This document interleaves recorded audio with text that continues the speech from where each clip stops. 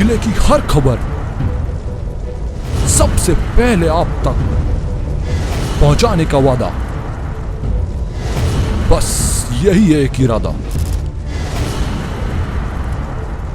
आज ही लगाए अपना पद्मेश डिजिटल सेटअप बॉक्स। नमस्कार, आप देख रहे हैं पद्मेश 24/7 कृष्णा सिंडे के साथ। चलिए न्यूज बुलेटिन की शुरुआत करते हैं हेडलाइंस से। रेत के परिवहन पर टेंगनी खुर्द में मचा बवाल। ग्रामीणों ने रेत कंपनी के 2 लोगों को बनाया बंधक। 7 घंटे तक चला घटनाक्रम। बिरसा के भुतना में किराना दुकान में लगी आग से झुलसने से 2 लोगों की हुई मौत। पति की लंबी आयु के लिए सुहागन महिलाओं ने रखा करवा चौथ का व्रत। चांद के दीदार के बाद खोला व्रत। दीपावली से पहले जिला प्रशासन का कुमारों के लिए उपहार। कुमार बोले थोड़ा है, थोड़े और की जरूरत है। वारासुरी नवदुर्गा उत्सव समिति में निकाला गया लकी ड्रा। पहले विजेता को मिली मोटरसाइकिल।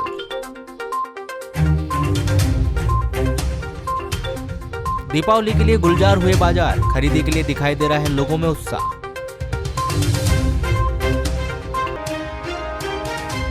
प्रथम क्रमोन्नति का लाभ दिए जाने की मांग को लेकर रविवार को शिक्षा विभाग के विभिन्न संगठनों से जुड़े शिक्षक व अध्यापकों ने शासन प्रशासन के प्रतिनिधियों को ज्ञापन सौंपा है, जिसमें उन्होंने 12 वर्ष की सेवा पूर्ण करने वाले शिक्षक अध्यापकों को प्रथम क्रमोन्नति का लाभ दिए जाने की मांग की।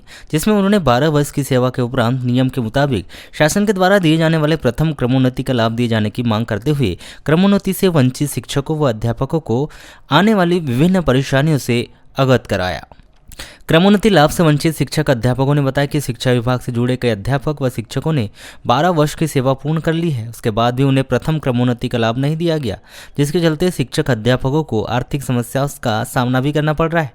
जी, आज हमारा उद्देश्य ये है कि मध्य प्रदेश शासन द्वारा सत्र 2006 में जो हमारे नवनियुक्त अध्यापक साथी है, इनके 12 वर्ष 2018 में हो चुके हैं, परंतु आज 3 वर्ष 4 माह बीत जाने के बाद में भी उनके प्रथम क्रमोन्नति के आदेश जारी नहीं किए गए। 2009 वालों की भी प्रथम क्रमोन्नति होना था, 2021 में उन लोगों की भी प्रथम क्रमोन्नति के आदेश जारी नहीं किए गए हैं। लगभग क्रमोन्नति पीड़ित हमारे पास मध्य प्रदेश के लगभग 1.25 लाख अध्यापक हैं। और जिले में कितने हैं? जिले में लगभग 500 से 700।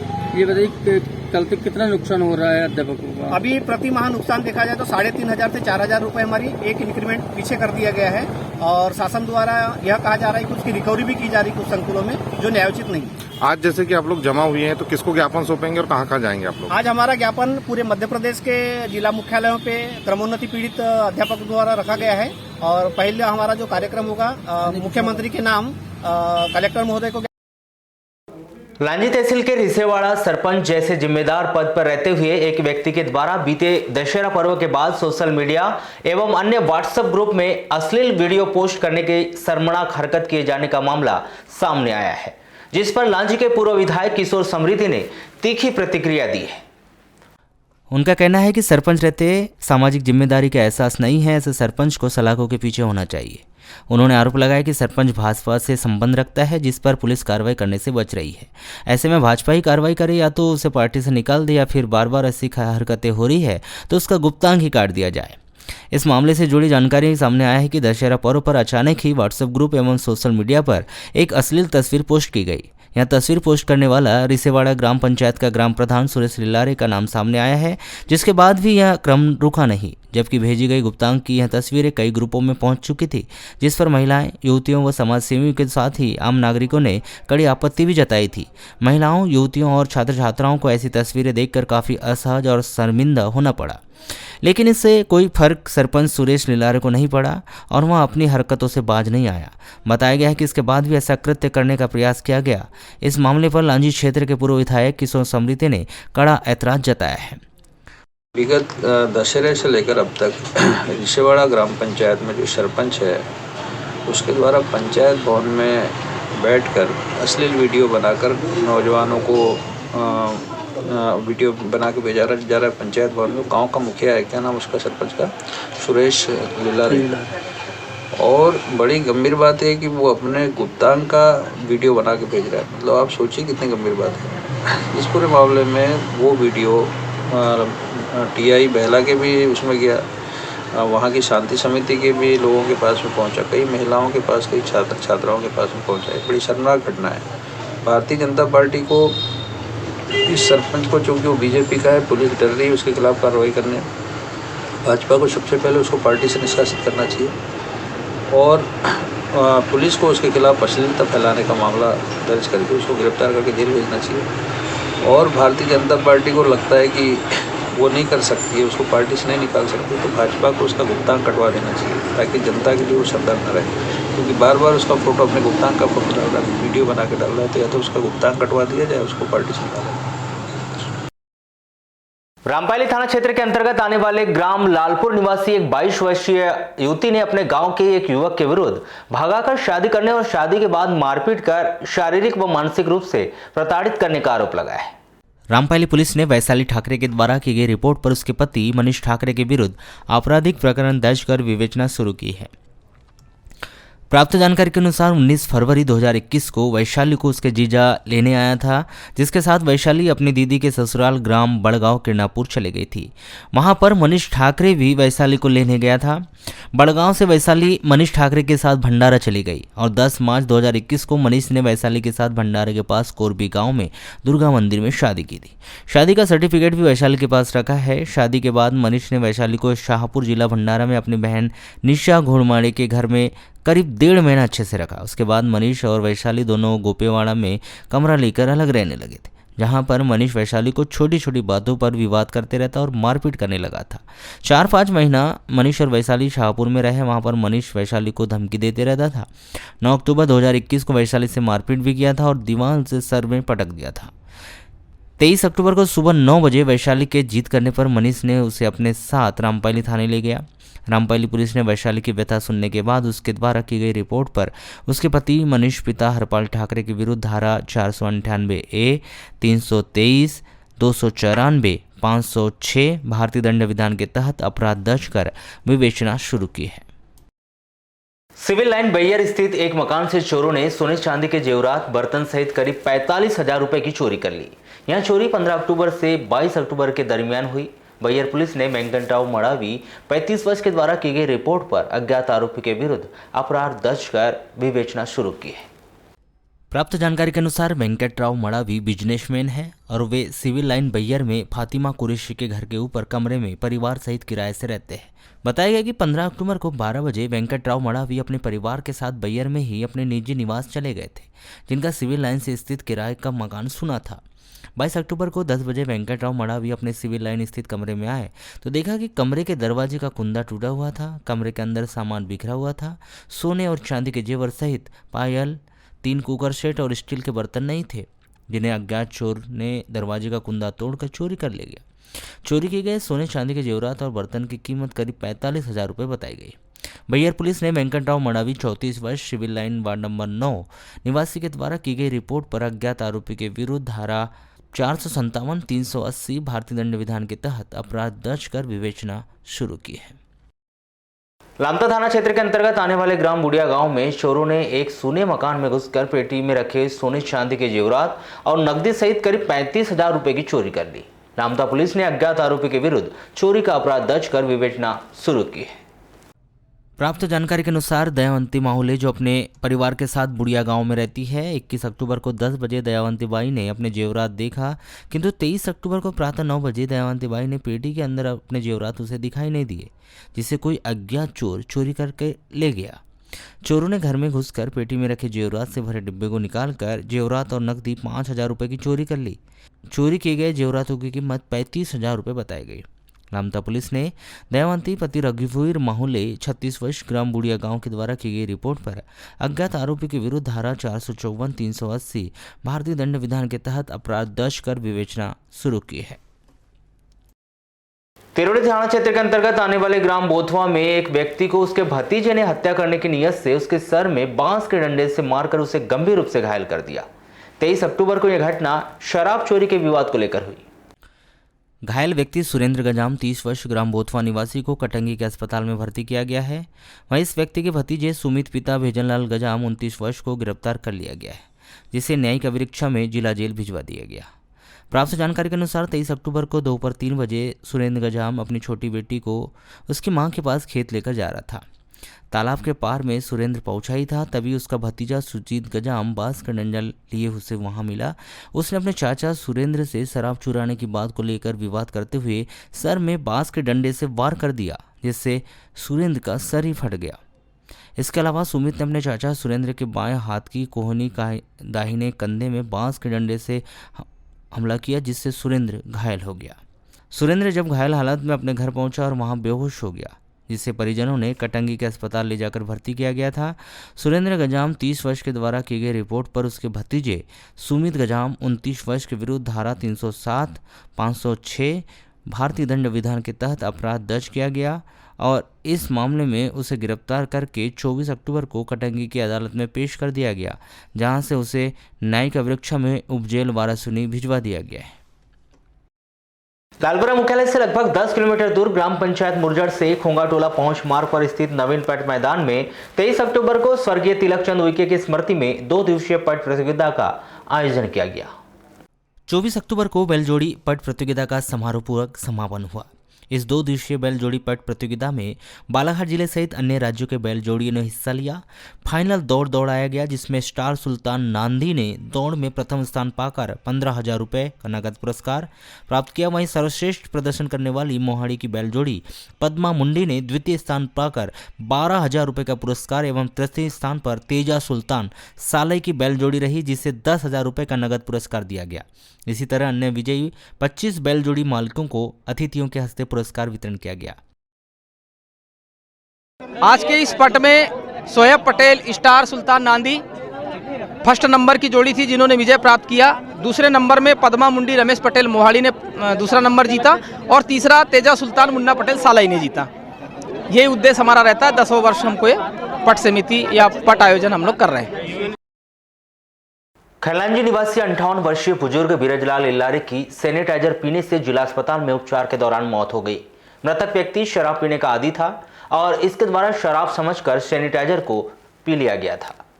मृतक के पुत्र ने बताया कि घर के पास शुक्रवार को सगाई का कार्यक्रम था, जिसमें घर के सभी लोग गए हुए थे। इस दौरान बीरजलाल घर में अकेला था। दोपहर करीब 2 बजे इसे शराब की याद आई और बीरजलाल ने घर में रखे एक बोतल में रखे सैनिटाइजर को पी लिया। शनिवार को तबीयत बिगड़ने पर उसने करीब 4 बजे घर के लोगों को सैनिटाइजर पीने के बारे में बताया। तब घर के लोगों के द्वारा उसे जिला अस्पताल लाकर रात्रि में भर्ती किया गया, जिसकी रविवार की सुबह करीब 5 बजे मौत हो गई। शव को पोस्टमार्टम कर परिजनों को सौंप दिया है। ये सैनिटाइजर पी लिया था शुक्रवार के दिन, शराब समझ। वो बाजू में सगाई थी, वो वहीं पे गया था, तो इसने शराब के सैनिटाइजर पी लिया घर पे। ये शुक्रवार उसने कुछ भी नहीं बताया। फिर आज बताया उसने ये कल 4 बजे, तो उसको फिर लाया हमने हॉस्पिटल में और फिर हॉस्पिटल से फिर इधर लाया, यहीं पे बालाघाट में खैलांजी में। वो उसकी सांसें ये हो रही थी, बीपी लो कम ज्यादा हो रही थी। यहाँ पे 11 बजे रात में, ये अभी सवेरे 5:30 बजे। लालबरा तहसील मुख्यालय से लगभग 15 किलोमीटर दूर टेंगनी खुर्द गांव में रविवार की सुबह रेत परिवहन को लेकर ग्रामीणों और बांदा कंपनी के 2 कर्मचारियों के बीच विवाद हो गया। विवाद इतना अधिक बढ़ गया कि ग्रामीणों ने बांदा कंपनी के दोनों कर्मचारियों की जमकर पिटाई कर उन्हें बंधक बना लिया। घटना की जानकारी मिलने पर मीडियाकर्मी कवरेज के लिए टेंगनी खुर्द गांव पहुंचे, लेकिन आक्रोशित ग्रामीणों ने खबर कवरेज करने से मना करते हुए कैमरे को छीन लिया। काफ़ी समझाइश के बाद ग्रामीणों ने कैमरे वापस किए, लेकिन खबर को कवरेज करने से मना कर दिया। सूचना मिलने पर लालबरा थाने का आला अधिकारी अपने अमले के साथ टेंगनी खुर्द गांव पहुंचे और ग्रामीणों से विवाद समाप्त करने की बात करते हुए बांदा कंपनी के दोनों कर्मचारियों को छोड़ने की बात कही। काफ़ी समझाइश के बाद ग्रामीणों ने उन्हें छोड़ने से इनकार कर दिया। इसी बीच एक कर्मचारी की तबीयत खराब होने पर उसे तत्काल अस्पताल भिजवा दिया गया, लेकिन दूसरे कर्मचारी को ग्रामीणों ने छोड़ने से इनकार कर दिया। पुलिस के द्वारा बार बार समझाइश दी गई, तब ग्रामीणों के द्वारा एक शर्त रखी गई कि बांदा कंपनी के ठेकेदार टेंगनी खुर्द गांव पहुंचे और पूरे मामले पर ग्रामीणों से माफ़ी मांगे, उसके बाद ही बंधक बनाए गए कर्मचारी को छोड़ेंगे। इसी बीच ग्रामीणों का आक्रोश कम नहीं हुआ, जिसे देखते हुए लालबरा थाने के प्रभारी के द्वारा इस बात की जानकारी वरिष्ठ अधिकारियों को दी गई, जिसके बाद की जानकारी यही मिल रही है कि वारासिनी और खैलांजी से अतिरिक्त पुलिस बल मंगवाया जा रहा है। दूसरी ओर ग्रामीणों से लगातार पुलिस के अधिकारी चर्चा कर रहे हैं, जिससे उनका आक्रोश समाप्त हो जाए और बंधक बनाए हुए कर्मचारियों को भी छोड़ दे। सूत्रों से मिल रही जानकारी के अनुसार इसी वर्ष जनवरी माह में रेत परिवहन को लेकर बांदा कंपनी के कर्मचारी के द्वारा गांव के कुछ युवाओं की जमकर पिटाई कर दी गई थी, जिसके बाद ग्रामीणों में बांदा कंपनी के कर्मचारियों के प्रति बहुत अधिक आक्रोश व्याप्त था। रविवार को जब एक बार फिर जनवरी माह जैसी स्थिति उत्पन्न हुई तो इस बार ग्रामीण एकजुट हो गए और ग्रामीणों ने बांदा कंपनी के कर्मचारियों की जमकर पिटाई कर बंधक बना लिया। टेंगनी खुर्द के ग्रामीणों के द्वारा सुबह 10 बजे से किए गए भारी हंगामे के बाद शाम 5 बजे के बाद वारासिनी एसडीएम संदीप सिंह गांव पहुंचे और इस दौरान उनके द्वारा दी गई समझाइश के बाद ग्रामीणों ने सुबह से बंधक बनाए गए बांदा कंपनी के कर्मचारियों को छोड़ दिया। उपस्थित जनों ने रेत उत्खनन परिवहन को लेकर हो रही परेशानी और बांदा कंपनी के कर्मचारी के द्वारा की जा रही मनमानी के विषय में एसडीएम से विस्तार से चर्चा की।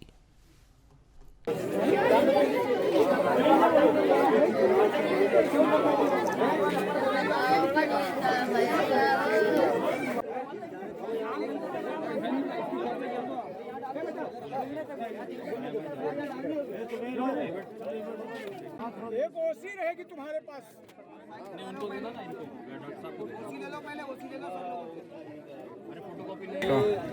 27 जनवरी की बात है। हम लोग क्या है गांव की जो ट्रैक्टरें बंद हो गई थी, वो रेत खनन जो है डम, वहीं पे हम बात लेके गए थे कि हमारे पंचायत की ट्रैक्टर लगना चाहिए और जो बाहर की जो ट्रैक्टरें आती थी वो क्या है कम रेट में आती थी और हमारे यहाँ के जो डिमांड थी ट्रैक्टर वालों की कि भाई 350 रुपये मिलना चाहिए और हम गांव वाले को यही था कि हमारे गांव के मजदूर को काम मिलना चाहिए। इस चक्कर से हम लोग क्या हुआ उसके बाद रेत प्लांट गए, वहीं पे यही चीज़ रखे। उसके बाद में क्या हुआ, वो कुछ लोग भाग गए, उस बीच में मेरे को पकड़ा गया। आप अकेले पकड़ा गए हो? मैं अकेला पकड़ा है। हाँ, उसके बाद में जो है उनने मेरे को चोरी का इल्ज़ाम, अट्टे की और जो अलमारी है उसको तोड़फोड़ किए। उसके बाद में मेरे को यानी गांव के सभी आदमी का नाम पूछ रहे थे। मैंने बोला भैया मैं ये कई आदमी का तो नाम नहीं बता सकता, पूरा गांव का नाम बता। कौन लोग थे वो लोग जो आपको पकड़ रहे थे? बांदा वाले थे। पहचानते हैं आप उनको? ठेकेदार थे क्या वो कर्मचारी थे?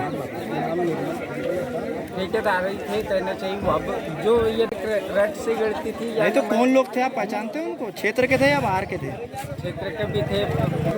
गलत था। अब मैंने तो यही डिमांड रखा सर, जो भी हुआ तो मेरे को कम से कम ये 2-4 गाँव वाले से पूछ लीजिए। इस टाइप से मैं सिर्फ न्याय के हक के लिए लड़ाई करना। फर्जी तरीके से आपको फंसाया गया था? मेरे को नाले से सीधे उनने कहाँ डंप ले गए, यानी प्लांट में फिर तो पुलिस ने तो कार्रवाई की, तो संतुष्ट थे आपके? पुलिस ने क्या कार्रवाई की? कुछ नहीं। पुलिस ने कोई कार्रवाई नहीं की। वो पहला तो मेरे से आज जो ग्रामीण को जो आक्रोश सामने आया तो किस को लेकर आया था? तो भाई हम लोग गए और वहीं न्याय के मांगने गए थे तो उन्हें हमको लठ मारा। लठ मारने के बाद में ये चीज़ें हुई हमारे साथ में। आज वही बांदा कंपनी वाले जो आए तो भाई गांव में रेत जा रही थी, तो उसी का यानी समाधान के लिए हमने बोले ये मिल गए तो कम से कम हमको उस समय में इन्हें मारे हैं, इन्हीं से पूछ लेते हैं कि भाई कैसी क्या रियलिटी है और क्या है। हम तो एक बार न्याय मांगने गए थे कि चलो हमारे गाँव वाले इनको कम से कम रोजगार मिले। आज ये क्या हुआ, क्लियर हुआ कि हमारे गाँव में रेत पड़ी थी पहले से, यानी कि वो 2-3 साल पहले से पड़ी थी। तो उसको किसी उसका अधिया वाला गुरुजी सर है, अधिया वाले वो लोग अपने घर लेके आ रहे थे। उस बीच में कोई बांधे वाले आ गए तो लड़के, और उन लोगों ने ट्रैक्टर पकड़ लिया। उसमें बीच में क्या हुआ कि सब गांव की पब्लिक के सामने में उन लोगों ने हंगामा किया कि गांव की जो रेत है गांव में जा रही है, हम कहीं से लेके तो नहीं आए ना, कि नाला से लेके आए, कहीं से लेके नहीं आए अपन ने, किसी हम चोरी भी नहीं की फर्स्ट वालों की। कौन थे जिनने पर जिसको पकड़े थे आपने? कौन लोग थे वो? वो बांधे वाले थे, बांधे वाले। कितने लोग थे ना? 2 लोग। कैसे थे? उनको बंधक बनाया था, वो तो बाइक से थे, उन लोगों के बंधक बना के रखे। तो किस मांग को लेकर आप अभी लंबे समय तक 4-5 बज गए अब तक बैठे थे यहाँ पे? मांग हमारी वही है कि हमारे जो गांव में यानी कि अपने पंचायत से मकान में आते हैं, और कुछ लोगों को क्या है, कुछ भी रेत की जरूरत रहती है, तो वही हमारी मांग इतनी मांग है कि हमको रेत अवेलेबल मिलना चाहिए गाँव में से। गाँव में हम रेत बेचेंगे नहीं, ओनली हमको रेत चाहिए बस गाँव में।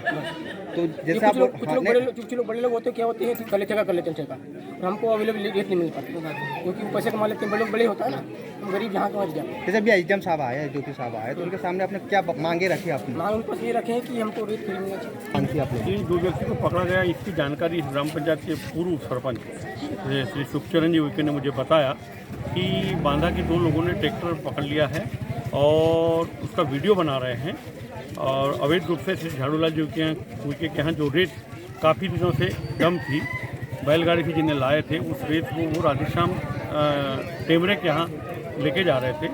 इसी बीच में बांधा के 2 लोग आए और उन्होंने वीडियो बनाया और उस ट्रैक्टर की चाबी लिए और धमकाने चमकाने लगे।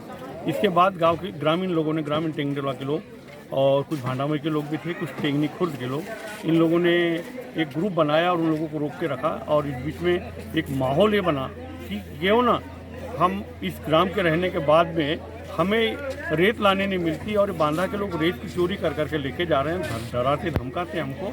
हमारे ग्राम के पास है, हमारे क्षेत्र में रेत रहने के बाद हम दर की ठोकर खा रहे हैं, और प्रधानमंत्री आवास योजना के अंतर्गत हमको बैलगाड़ी से रेत लाना पड़ता है। ऐसी नौबत क्यों? हम ट्रैक्टर से क्यों न रेत ला सकते? हमें सब अवैध रूप से हम नहीं चाहते कि हम कहीं परिवहन करें, लेकिन अपने काम के लिए जो प्रधानमंत्री आवास के अंतर्गत मकान शासन से मिल रहे हैं, उनके लिए तो रेत लाने मिलेगा। तो सूखा नाला जो है, तो ये कोई लीज हुआ है? नहीं, सूखा नाला का किसी प्रकार का लीज नहीं है, और इसको पकड़ने के लिए हमारे ग्राम के लोगों ने काफ़ी 6 माह पहले लामबंद हुए थे और वहाँ धर पकड़ किया था, तो बांधा के लोगों ने उल्टे ही हमारे ग्राम के 25-26 लोगों को फंसा दिया और एक अवैध रूप से उनके ऊपर केस बनाया, और जिसके फिर हम टीआई साहब से निवेदन करके कि इसको हम किसी बात से वापस हो जाए। ये बताइए, सुबह 10 बजे से बैठे थे, लामबंद हुए थे ग्राम में, अभी 5 बज गए, तो किस मांगों को लेकर फिर आपकी? हमारी मांग यही थी कि भाई हम ग्राम के लोग, हमारे पास में नाला है, हमारे गांव से लगा हुआ नाला है, और हमें रेत लाने दी जाती है, और ये बांधा के लोग हमें डराते धमकाते हैं, मारते पीटते हैं। ऐसा क्यों? तो प्रशासनिक अमला आया तो क्या? प्रशासनिक अमला आया, टीआई साहब आए, तहसीलदार साहब आए थे, एसडीएम साहब आए। इसके बीच में सुलह ये हुई कि एसडीएम साहब ने बोला कि आपको बांधा के लोग परेशान नहीं करेंगे, और अपने काम के लिए ग्राम पंचायत टेंगनी खुर्द में जो भी काम होंगे आपके, उसके लिए आप रेत ला सकते हैं, जिसको परिवहन का किसी प्रकार से कोई चार्ज नहीं लगेगा, और बांधा के लोग आपको परेशान नहीं करेंगे, क्योंकि ये जो घाट है वो किसी प्रकार से बांधा कंपनी को नहीं गया है। टेमनी खुर्दिया ग्राम पंचायत में आज कुछ एक विवादास्पद स्थिति बनी थी कि कुछ ग्राम के जो लोग थे वो अपने पीएम आवास या फिर जो शासकीय काम होते हैं उनके लिए कुछ रेत निकाल के ले जा रहे थे। इसमें इनके द्वारा बताया गया कि जो यहाँ पे डंप है, जो ठेके कंपनी चल रही है रेत की, उनके कुछ लोगों के द्वारा इनको पकड़ा गया, अभद्रता की गई। इसके बाद जो ग्रामीण जनता थी उनका रिएक्शन सामने आया, उन लोगों ने दोनों को बैठा लिया। बैठाने के बाद हम लोगों को सूचना मिली, सूचना उपरांत हम लोग आए यहाँ पे और इनसे चर्चा की गई। चर्चा में 2-3 बिंदु सामने आए खुल के, जिसमें इन्होंने बताया कि जो कंपनी के लोग हैं हमारे यहाँ पे आते हैं, दबाव बनाते हैं, डराते धमकाते हैं, जबकि जो रेत है ये हम अपने शासन का जो भी निर्माण एक काम चल रहा है उसके लिए लेके आते हैं, कुछ अपने यूज़ के लिए लेके आते हैं, नदी बगल में। तो इनसे 2 एप्लीकेशन लिए। एक इनकी जो मांग है ये है कि जो हमारे शासन के काम हो रहे हैं या हमारे खुद के काम है, इसके लिए हमें जो रेत ला रहे हैं थोड़ा बहुत, तो उसके लिए हमें छूट दी जाए, इसके लिए रॉयल्टी के दबाव ना बना जाए। दूसरा इनका मांग है कि जो ठेकेदार के जो डंप है वहाँ के लोग आते हैं, हमारे को डराते धमकाते हैं, हमारे खिलाफ ज़बरदस्ती के केस बनाने की तैयारी करा के, इस टाइप से माहौल एक भय का माहौल है, तो उनके खिलाफ कार्रवाई की जाए। तो वो आवेदन मैंने लिया है, 2-3 दिन के अंदर उसको हम लोग कार्रवाई करके पंचायत में सरपंच साहब तो अभी बीमार है, तो उनके जो बेटे हैं वो हैं, डॉक्टर साहब हैं, तो इनके माध्यम से हम आप पंचायत को सूचित करेंगे। पारासुनी के नवदुर्गा उत्सव समिति के तत्वाधान में आयोजित लकी कूपन उपहार योजना का इनाम वितरण का आयोजन किया गया, जिसमें ड्रॉ में निकाले गए सौभाग्यशाली कूपन धारक भक्तों को इनामों के साथ ही गरबा समिति के सदस्यों एवं विजेताओं को भी पुरस्कार वितरण किया गया। लंबे समय से नवदुर्गा उत्सव समिति के तत्वाधान में सौभाग्यशाली लक्की कूपन उपहार योजना चलाई जा रही है, जिसमें लक्की कूपन के माध्यम से लाखों के उपहार समिति के द्वारा भाग्यशाली भक्तों को प्रदान किया जाता है। इसी कड़ी इस वर्ष माता रानी के कार्यक्रम सफलतम पूरे होने के उपलक्ष्य में नवदुर्गा उत्सव समिति के द्वारा प्रथम पुरस्कार में हीरो मोटरसाइकिल सहित लाखों के इनाम लक्की कूपन के माध्यम से रखा गया था, जिसका शरद पूर्णिमा के दिवस आयोजित फिल्मी गायक इंडियन आइडियल एवं सारेगामापा के कलाकारों के कार्यक्रम के बीच में कूपन ड्रॉ को पूर्ण रूप से निष्पक्ष एवं पारदर्शी बनाने के लिए बच्चों, कार्यक्रम के अतिथियों एवं ऑर्केस्ट्रा के कलाकारों के हस्ते डाउकेस टाइगर थैलियों से निकाले गए, जिसका 24 अक्टूबर को पुरस्कार वितरण किया गया।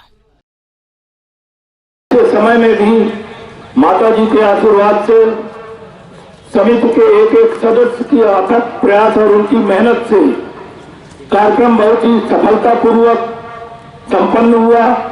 उस दिन 20 तारीख को किसी कारण से मैं भोपाल से निकला था यहाँ पहुंचने के लिए समय से, लेकिन गाड़ी में कुछ गड़बड़ी हो गई, बंदर कूद गया तो हम समय से नहीं आ पाए। 2 बजे रात को पहुंचे, इसलिए उस दिन उपस्थित नहीं हो पाए। निश्चित रूप से उस कार्यक्रम की सराहना पूरे जिले में और जिले के आसपास के लोगों में सुनी गई और ये कार्यक्रम हमेशा ऐतिहासिक होते रहे हैं।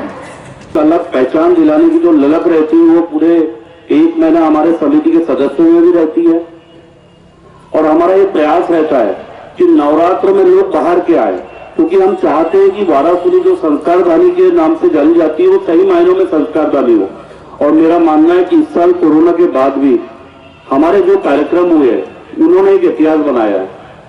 गरबा में 10 से 15 हजार लोग पर डे होना और शांतिपूर्ण तरीके से निपट जाना। दशहरे का जो हमारा भंडारा रहा वो करीब 30 क्विंटल का रहा। तो इनामी कूपन का ड्रॉ निकाला गया। ये सारी जितनी गतिविधियां हुई उससे जहां पूरे वाराणसी विधानसभा क्षेत्र में लोगों का आशीर्वाद मिला, लोगों का उत्साह बढ़ा और इसमें इस आशीर्वाद में ऐसा कोई अछूता वर्ग कोई नहीं रहा, चाहे बुजुर्ग हो, महिला हो, शहर के रहने वाले हो, गांव के रहने वाले हो, छोटे हो, बड़े हो, चाट की दुकान वाले हो, चाय की दुकान वाले हो, फल की दुकान वाले हो, सब कहीं ना कहीं इसमें सहभागी, जितने कार्यक्रम हो सब कहीं ना कहीं सहभागी बने उसमें। कोई ऐसा वर्ग छुटा नहीं। ये इस कार्यक्रम की सफलता है सबसे बड़ी कि सब लोग उसमें 9 दिन में और 12 दिन में जुड़े।